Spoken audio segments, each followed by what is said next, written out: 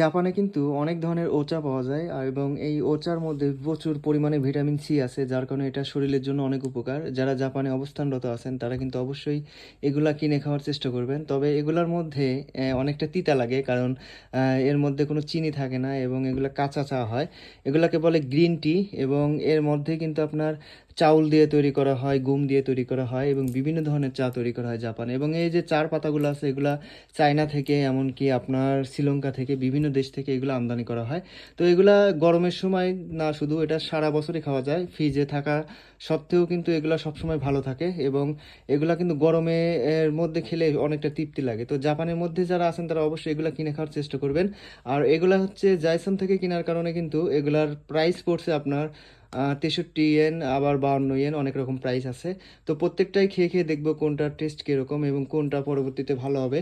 এবং এগুলা যখন আপনার সুপার মার্কেট থেকে কিনতে যাবেন তখন কিন্তু এগুলার প্রাইস পড়বে আপনার 120, 30, 40 এরকম ইয়েন। তো এগুলা যেগুলা আপনার পাইকারি দোকান আছে সেখান থেকে কিনলে এগুলা কিন্তু অনেক সাশ্রয়ভাবে কিনা সম্ভব।